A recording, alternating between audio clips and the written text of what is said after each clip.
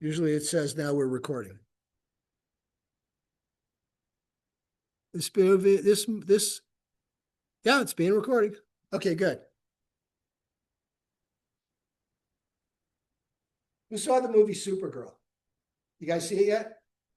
Are you DC fans or are you Marvel fans? A little bit of each, depends on the movie. Okay. So Supergirl opened the movie to very disappointing box office.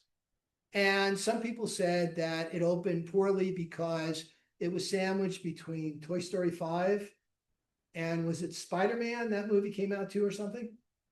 Coming Home, something like that. So my grandson took me to see that movie a few weeks ago for Father's Day. That was his Father's Day present to me because he knows I'm a big superhero comic book fan, big nerd from the 60s.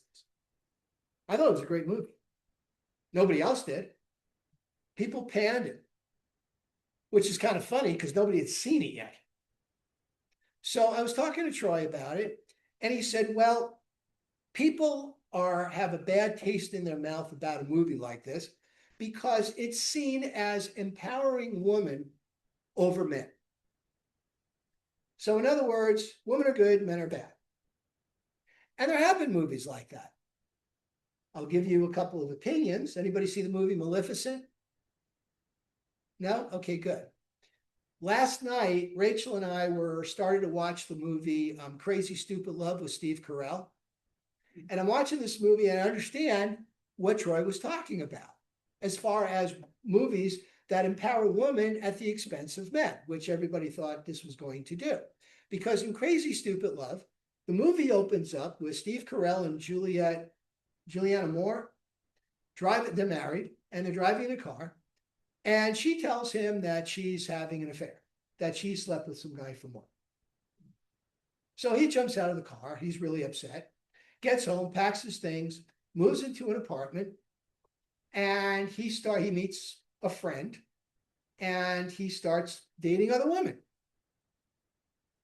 The ex-wife, or the separated wife, I don't know what you'd call it because they hadn't gotten an official divorce, who now wants him back, and she's sorry, finds out that he's been going on dates, and she just reams him like crazy. She goes off on him. How could you do this? What are you doing? And I'm sitting there scratching my head. I look at Rachel. I said, I want to see the rest of this movie. I see where they're going with this.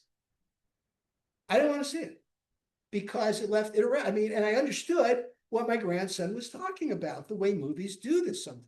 Now, again, the Supergirl movie didn't do that at all. I mean, the antagonists were men, which they typically are. Okay. But other than that, no problem. So the reason I bring this up, other than the fact that this is something I really enjoy, is the fact that in the Torah portions that we are studying, it basically empowers women.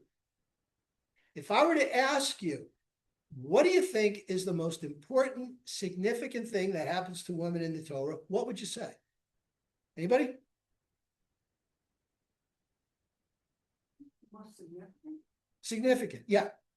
Well, they bear children. Well, I mean, it's an event. Mm-hmm. Yeah, a specific event, a specific thing that happens. Wedding? Yeah. Okay, so 5 women go to Moses, and they say, and this is at the end of Numbers, and they say, our father died of his own sins. This is under the framework of the Korach rebellion, Balaam coming in and trying to curse the Israelites. Okay, you have the kings of Moab and Midian trying to get together and destroy the Israelites, which of course they don't do, otherwise we wouldn't be here, right? But these 5 women go to Moses and they say, our father died without any sons. He died of his own sins, wasn't involved in any other stuff. He just, and he has all his property. What happens to it? Shouldn't we, as his daughters, get the property?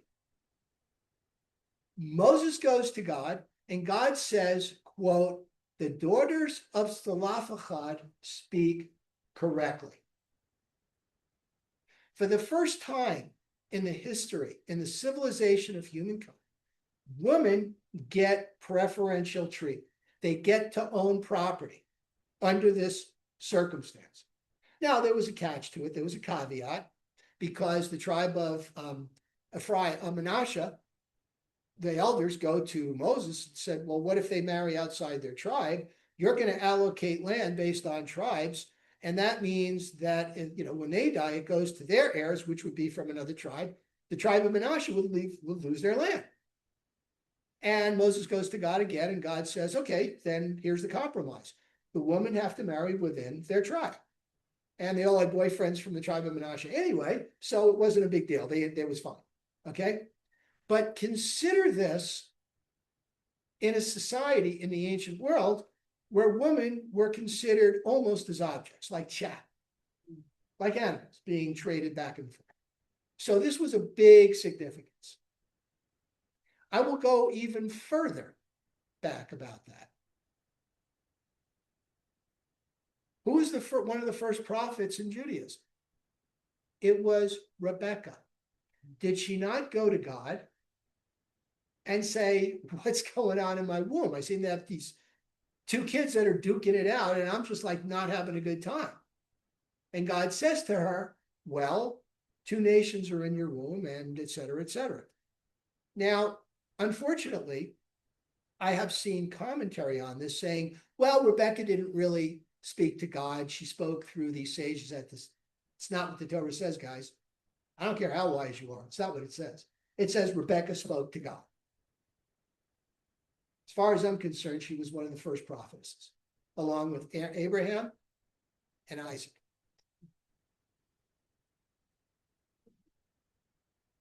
Now, there are times in Judaism when women's roles and women's rights seem to get confused.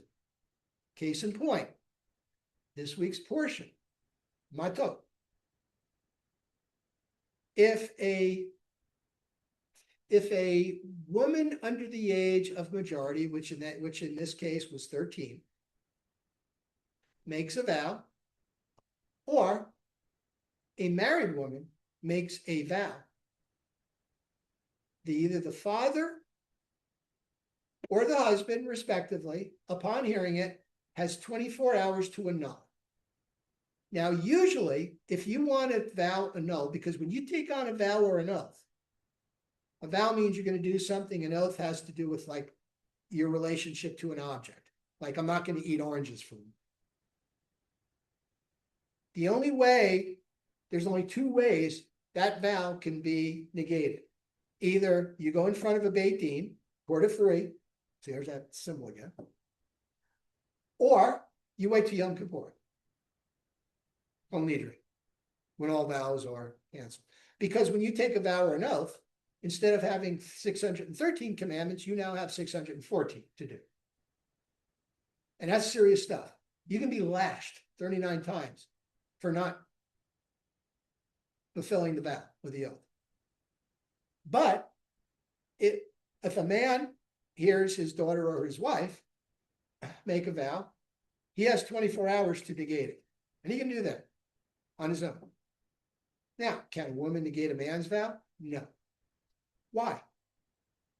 Let's put that aside for a minute. Some of you may have heard the traditional Jewish blessing, the Jewish prayer, and this is on that whole laundry list of prayers we do at the beginning of the service. Blessed are you, O Lord, our God, King of the universe, who's given me the ability to distinguish between day and night. Well, the next prayer is, thank you, God, for not making me a woman. Sounds pretty sexist, doesn't it? Actually, it's a compliment to a woman. It's misunderstood. The same way, a man negating the vows of a woman is misunderstood. Women are basically very busy taking care of the household. What's it like, Deb, taking care of two kids? See?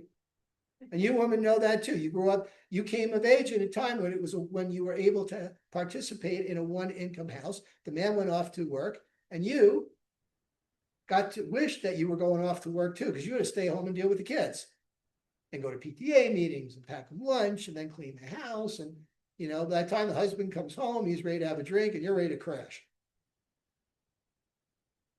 So women don't have time to study Torah. Men do. That's why women are absolved from fulfilling the positive time-based commandments like praying. And there was also discussion, well, what about Passover? Do women have to partake in Passover? Because it's a time-based commandment, right? But they don't because they're too busy. And why is it women that are charged with this?